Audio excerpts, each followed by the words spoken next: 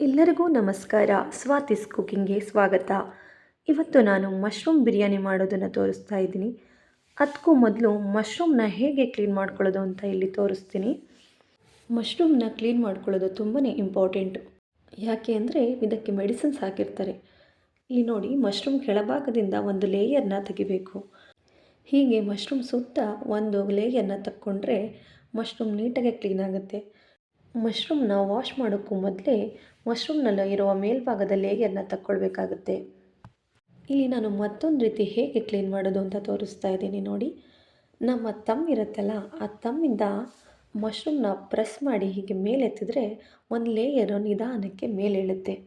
ಹಾಗೆ ನಿಧಾನಕ್ಕೆ ಮೇಲೆ ಏಳ್ತಾ ಇರುತ್ತೆ. ಸುತ್ತಲೂ ಹಾಗೆ ನಾವು ಒಂದು ಲೇಯರ್ನ ಹಾಗೆ ಮೇಲೆ ಎತ್ತುತ್ತಾ ಇದ್ದರೆ ಮಶ್ರೂಮ್ ನೀಟಾಗಿ ಕ್ಲೀನ್ ಆಗುತ್ತೆ. ನೋಡಿ ಈಗ ಹೇಗೆ ಅದು ಬರ್ತಾ ಇದೆ ಒಂದೊಂದೇ ಲೇಯರು ಅಂತ. ಬರಲಿಲ್ಲ ಅಂದರೆ ನೀವು ಕೆಳಗಡೆಯಿಂದನೂ ನೀವು ಒಂದೊಂದು ಲೇಯರ್ನ ತೆಗಿಬೋದು. ನೋಡಿ, ಹೀಗೆ ನೀಟಾಗಿ ಕ್ಲೀನಾಗಿದೆ. ನಾನಿಲ್ಲಿ ನೆಕ್ಸ್ಟು ಮಶ್ರೂಮ್ನ ಕಟ್ ಮಾಡಿ ಇಟ್ಕೊಂಡಿದ್ದೀನಿ. ನಾನಿಲ್ಲಿ 2 ಪ್ಯಾಕೆಟ್ ಮಶ್ರೂಮ್ ತೊಗೊಂಡಿದ್ದೀನಿ. ಹಾಗೆ ಇಲ್ಲಿ ಒಗ್ಗರಣೆಗೆ ಏನು ಬೇಕು ಅಂತ ನಾನು ಹೇಳ್ತಾ ಇದ್ದೀನಿ. ಈರುಳ್ಳಿ ಮತ್ತು ಟೊಮ್ಯಾಟೋನ ತೊಗೊಂಡಿದ್ದೀನಿ. ಇಲ್ಲಿ 2 ಈರುಳ್ಳಿ ಮತ್ತು 2 ಟೊಮ್ಯಾಟೋನ ತೊಗೊಂಡಿದ್ದೀನಿ. ಹಾಗೆ ಕುಕ್ಕರ್ನ ಇಲ್ಲಿ ಕಾಯೋಕ್ಕಿಟ್ಕೊಂಡು ಟೀ ಸ್ಪೂನ್ನಲ್ಲಿ 8ರಿಂದ 9 ಟೀ ಸ್ಪೂನ್ ಆಗುವಷ್ಟು ಎಣ್ಣೆನ ತೊಗೋತಾ ಇದ್ದೀನಿ. ನಾನು ಇಲ್ಲಿ 4 ಜನಕ್ಕೆ ಆಗುವಷ್ಟು ಬಿರಿಯಾನಿನ ಮಾಡ್ತಾಯಿದ್ದೀನಿ. ಇಲ್ಲಿ ಸ್ವಲ್ಪ ಎಣ್ಣೆ ಕಾದ ನಂತರ ನಾನು ತುಪ್ಪ ಹಾಕೋತಾ ಇದ್ದೀನಿ. 2 ಟೀ ಸ್ಪೂನ್ ಆಗುವಷ್ಟು ತುಪ್ಪನ ಸೇರಿಸ್ಕೋತಾ ಇದ್ದೀನಿ. ತುಪ್ಪ ಹಾಕೋದ್ರಿಂದ ಸ್ವಲ್ಪ ರುಚಿನೂ ಹೆಚ್ಚುತ್ತೆ ಅಂತ ಹೇಳಿಕೊಂಡು ನಾನು ಇಲ್ಲಿ ತುಪ್ಪನ ಹಾಕ್ಕೊಳ್ತಾ ಇದ್ದೀನಿ. ಎಣ್ಣೆ ಮತ್ತು ತುಪ್ಪ ಎರಡು ಸ್ವಲ್ಪ ಕಾಯ್ತಾ ಇದ್ದ ಹಾಗೆ ನಾವು ಒಗ್ಗರಣೆಗೆ ಈರುಳ್ಳಿ ಮತ್ತು ಟೊಮ್ಯಾಟೋನ ಹಾಕೋತಾ ಇದ್ದೀನಿ. ನಾನು ಆಗಲೇ ಹೇಳಿದಾಗೆ ಇಲ್ಲಿ ನಾನು 2 ಈರುಳ್ಳಿನ ಕಟ್ ಮಾಡಿ ಇಟ್ಕೊಂಡಿದ್ದೀನಿ. ಈಗ ಎಣ್ಣೆ ಕಾದಿದೆ. ನಾನು ಈರುಳ್ಳಿನ ಹಾಕ್ಕೊಂಡು ಸ್ವಲ್ಪ ಫ್ರೈ ಮಾಡ್ಕೊಳ್ತಾ ಇದ್ದೀನಿ. ಇಲ್ಲಿ ಒಗ್ಗರಣೆಗೆ ನಾನು ಯಾವುದೇ ಸ್ಪೈಸಸ್ನ ಇಲ್ಲಿ ಯೂಸ್ ಮಾಡ್ತಾ ಇಲ್ಲ. ಯಾಕೆ ಅಂದರೆ ನಾನು ಸಪ್ರೇಟ್ ಅದಕ್ಕೆ ಒಂದು ಮಸಾಲನ ರೆಡಿ ಮಾಡ್ಕೊಳ್ತೀನಿ. ಇಲ್ಲಿ ಈರುಳ್ಳಿ ಸ್ವಲ್ಪ ಕಂದು ಬಣ್ಣ ಬಂದಿದೆ. ಈಗ ನಾನು ಕಟ್ ಮಾಡ್ಕೊಂಡಿರೋಂಥ 2 ಟೊಮ್ಯಾಟೋನ ಇದಕ್ಕೆ ಹಾಕ್ಕೊಳ್ತಾ ಇದ್ದೀನಿ. ಟೊಮ್ಯಾಟೋನ ಹಾಗೆ ಸ್ವಲ್ಪ ಫ್ರೈ ಮಾಡಿಕೊಂಡು ನೆಕ್ಸ್ಟ್ ನಾನು ಸ್ವಲ್ಪ ಪುದೀನ ಸೊಪ್ಪನ್ನ ಸೇರಿಸ್ಕೊತೀನಿ.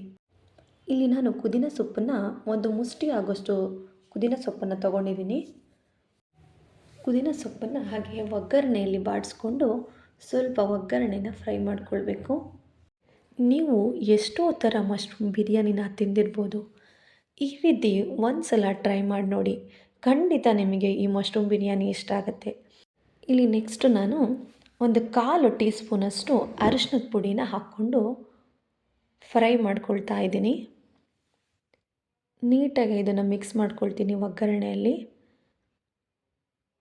ಚೆನ್ನಾಗಿ ಮಿಕ್ಸ್ ಆದ ನಂತರ ಮಶ್ರೂಮ್ನ ಹಾಕ್ಕೊಳ್ತಾ ಇದ್ದೀನಿ. ನಾನಿಲ್ಲಿ 2 ಪ್ಯಾಕೆಟ್ ಆಗುವಷ್ಟು ಮಶ್ರೂಮ್ನ ಹಾಕ್ಕೊಳ್ತಾ ಇದ್ದೀನಿ. ಒಂದು ಪ್ಯಾಕೆಟಲ್ಲಿ 200 ಗ್ರಾಮ್ ಕ್ವಾಂಟಿಟಿ ಇರುತ್ತೆ. ಆ ಥರದ್ದು 2 ಪ್ಯಾಕೆಟ್ನ ತೊಗೊಂಡಿದ್ದೀನಿ. ಅಂದರೆ 400 ಗ್ರಾಮ್ನಷ್ಟು ಮಶ್ರೂಮ್ನ ತೊಗೊಂಡಿದ್ದೀನಿ. ನೋಡಿ, ನಾನು ಇಲ್ಲಿ ಮಶ್ರೂಮ್ನ ಸ್ವಲ್ಪ ಮೀಡಿಯಮ್ ಆಗಿ ಕಟ್ ಮಾಡ್ಕೊಂಡಿದ್ದೀನಿ. ಯಾಕೆ ಅಂದರೆ ತುಂಬ ಸಣ್ಣ ಏನಾದರೂ ಕಟ್ ಮಾಡಿಕೊಂಡ್ರೆ ಇದು ಕುಕ್ಕರಲ್ಲಿ ಹಾಕಿ ಕೂಗ್ಸೋದ್ರಿಂದ ಮಶ್ರೂಮು ಸಿಂಕಾಗಿ ಹೋಗುತ್ತೆ. ಇಲ್ಲಿ ನಾನು 400 ಗ್ರಾಮ್ನಷ್ಟು ಮಶ್ರೂಮ್ ತೊಗೊಂಡಿದ್ದೀನಿ. ಹಾಗೆ ಅಕ್ಕಿ ಕೂಡ ನಾನು 400 ಗ್ರಾಮ್ನಷ್ಟೇ ತೊಗೊಳ್ತಾ ಇದ್ದೀನಿ. ಈಕ್ವಲ್ ಕ್ವಾಂಟಿಟಿನಲ್ಲಿದ್ದರೆ ಟೇಸ್ಟ್ ಕೂಡ ಚೆನ್ನಾಗಿ ಬರುತ್ತೆ. ಈಗ ನಾನು 200 ಗ್ರಾಮ್ ಮಶ್ರೂಮ್ ಪ್ಯಾಕೆಟ್ ತೊಗೊಂಡು 400 ಗ್ರಾಮ್ ಏನಾದರೂ ರೈಸ್ ಹಾಕಿದರೆ ನಮಗೆ ಮಶ್ರೂಮ್ ಕಡಿಮೆ, ರೈಸ್ ಜಾಸ್ತಿ ಅನಿಸುತ್ತೆ. ನೆಕ್ಸ್ಟ್ ನಾನೀಗ 1 ಟೇಬಲ್ ಸ್ಪೂನಷ್ಟು ಸಾಲ್ಟ್ ಹಾಕೋತಾ ಇದ್ದೀನಿ. ಈಗ ನಾನು ಸ್ವಲ್ಪ ಹಾಕ್ಕೊಂಡಿರ್ತೀನಿ.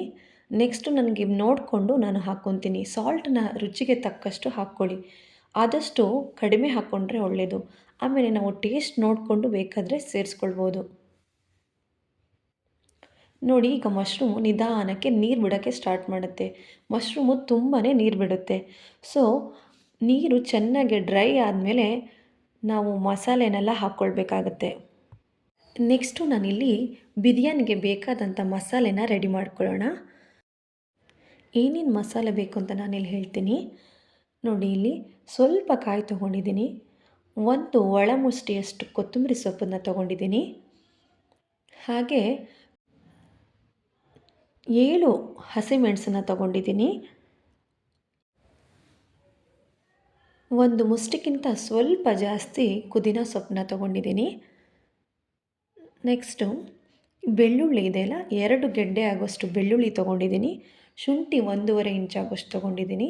1 ಈರುಳ್ಳಿ, ಹಾಗೆ 1 ಟೊಮ್ಯಾಟೊ, 1 ಸ್ಟಾರು, ಹಾಗೆ 4 ಲವಂಗ,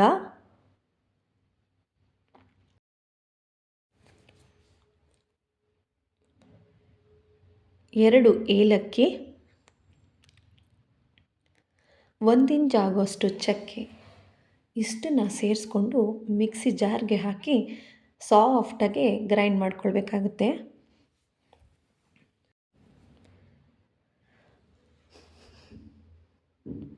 ಕಾಯಿ, ಹಸಿಮೆಣಸು,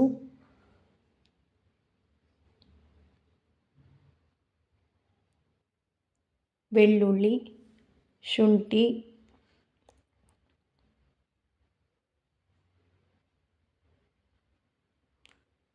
ಲವಂಗ, ಸ್ಟಾರು, ಹಾಗೆ ಚಕ್ಕೆ,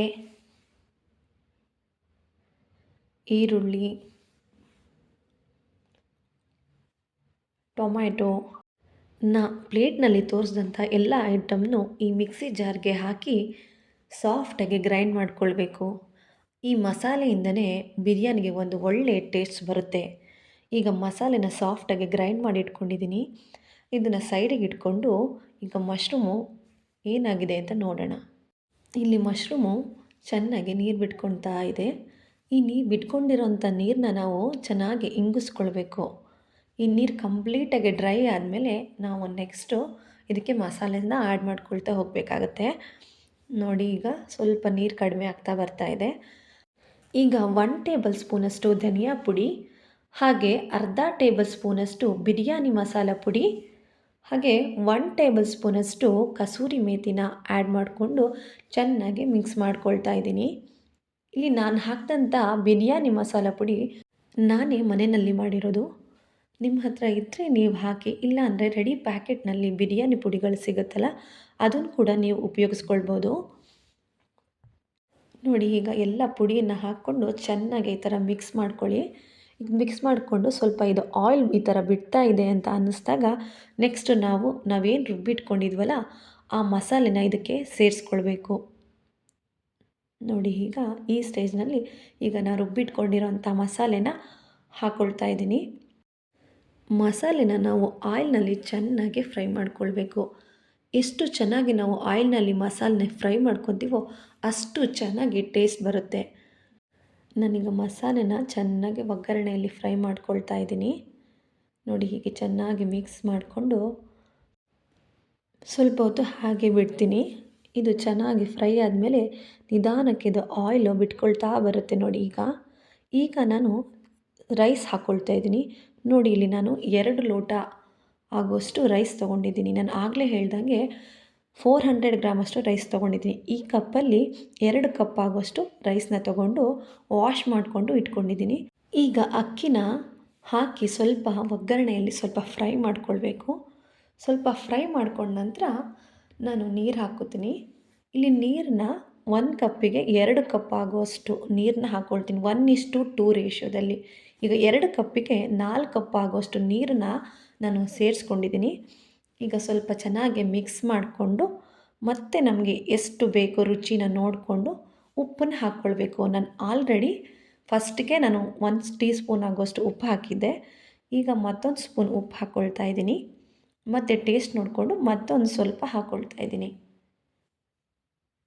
ಇದನ್ನೆಲ್ಲ ಹಾಕಿ ನೀಟಾಗಿ ಮತ್ತೊಂದು ಸರಿ ಮಿಕ್ಸ್ ಕೊಟ್ಟು ಸ್ವಲ್ಪ ಕುದಿ ಬರೋಕ್ಕೆ ಸ್ಟಾರ್ಟ್ ಆದ ನಂತರ ಇದು ಕುಕ್ಕರ್ನ ಲಿಡ್ಡನ್ನ ಕ್ಲೋಸ್ ಮಾಡಿಬಿಟ್ಟು 1 ವಿಸಲ್ನ ತೆಗೆಸ್ತೀನಿ. ನೋಡಿ, ಈಗ ಚೆನ್ನಾಗಿ ಕುದಿಯೋಕ್ಕೆ ಸ್ಟಾರ್ಟ್ ಆಯಿತು. ಈಗ ನಾನು ಕುಕ್ಕರ್ನ ಲಿಡ್ಡನ್ನ ಕ್ಲೋಸ್ ಮಾಡಿಕೊಂಡು 1 ವಿಸಲ್ ತೆಗೆಸ್ಕೊಳ್ತೀನಿ. ಇದು 1 ವಿಸಲ್ ಆಗಿ ತಣ್ಣಗಾಗೋ ಅಷ್ಟರಲ್ಲಿ ನಾವು ಮೊಸರು ಬಜ್ಜಿನ ಮಾಡ್ಕೊಳ್ಳೋಣ.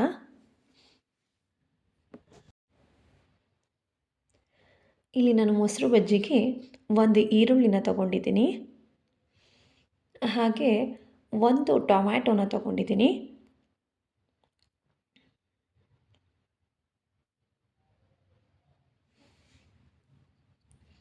ಹಾಗೆ ಒಂದು ದೊಡ್ಡ ಸೌತೆಕಾಯಿ ತೊಗೊಂಡಿದ್ದೀನಿ.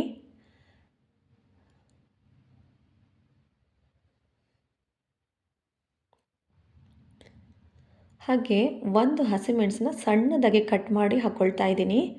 ಹಾಗೆ ಒಂದು ಸ್ವಲ್ಪ ಕೊತ್ತಂಬರಿ ಸೊಪ್ಪು ಹಾಕ್ಕೊತಾ ಇದ್ದೀನಿ. ಹಾಗೆ ಒಂದು 1/4 ಲೀಟ್ರಷ್ಟು ಮೊಸರು ಸೇರಿಸ್ಕೊಳ್ತಾ ಇದ್ದೀನಿ. ಇದು ಇಷ್ಟು ಹಾಕ್ಕೊಂಡು ಒಂದು ಸ್ವಲ್ಪ ಚೆನ್ನಾಗಿ ಮಿಕ್ಸ್ ಕೊಟ್ಕೊಂಡು ನೆಕ್ಸ್ಟ್ ನಾನು ಇದಕ್ಕೆ ರುಚಿಗೆ ತಕ್ಕಷ್ಟು ಉಪ್ಪನ್ನು ಸೇರಿಸ್ಕೊಳ್ತೀನಿ. ಹಾಗೆ 1 ಟೇಬಲ್ ಸ್ಪೂನಷ್ಟು ಸಕ್ಕರೆನ ಸೇರಿಸ್ಕೊಳ್ತೀನಿ. ಸಕ್ಕರೆನ ಸೇರಿಸ್ಕೊಳ್ಳೋದ್ರಿಂದ ಮೊಸರು ಬಜ್ಜಿಯ ಟೇಸ್ಟು ತುಂಬ ಚೆನ್ನಾಗಿ ಬರುತ್ತೆ. ಬೇಕಾದರೆ ನೀವು ಒಂದ್ಸಲಿ ಟ್ರೈ ಮಾಡಿ ನೋಡಿ. ಇಲ್ಲಿ ನಾನು ಮೊಸರು ತೊಗೊಂಡಿದ್ನಲ್ಲ ಅದೇ ಬೌಲ್ನಲ್ಲಿ ಒಂದು 3/4 ಬೌಲ್ನಷ್ಟು ನೀರನ್ನ ಸೇರಿಸ್ಕೊಂಡು ಮಿಕ್ಸ್ ಮಾಡ್ಕೊಳ್ತಾ ಇದ್ದೀನಿ. ನೀಟಾಗಿ ಒಳ್ಳೆ ಮಿಕ್ಸ್ ಮಾಡಿಕೊಂಡು ಇಟ್ಕೊಳ್ತಾ ಇದ್ದೀನಿ. ನೋಡಿ ಈಗ ಮೊಸರು ಬಜ್ಜಿ ರೆಡಿಯಾಗಿದೆ. ಈಗ ಕುಕ್ಕರ್ ವಿಸಲ್ಲು ಆಗಿ ಕುಕ್ಕರ್ ತಣ್ಣಗಾಗಿದೆ. ನಾನೀಗ ಓಪನ್ ಮಾಡಿ ತೋರಿಸ್ತೀನಿ ನೋಡಿ.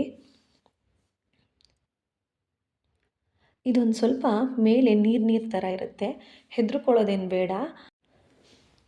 ಒಂದು ಸೌಟ್ನಲ್ಲಿ ನೀಟಾಗಿ ಒಂದು ಒಳ್ಳೆ ಮಿಕ್ಸ್ ಕೊಟ್ಟರೆ ಇದು ನೀಟಾಗಿ ಸೆಟ್ ಆಗುತ್ತೆ. ಕೆಳಗಡೆ ಎಲ್ಲ ರೈಸ್ ಹಾಗೇ ಇರುತ್ತೆ.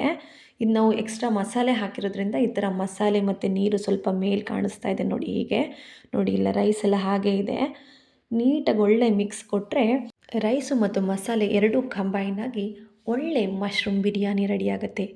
ನಿಜವಾಗ್ಲೂ ಹೇಳ್ತಾ ಇದ್ದೀನಿ, ಒಂದ್ಸಲ ನೀವೇನಾದರೂ ಈ ಮಶ್ರೂಮ್ ಬಿರಿಯಾನಿ ಟ್ರೈ ಮಾಡಿದರೆ ಖಂಡಿತ ಇಷ್ಟಪಡ್ತೀರಾ.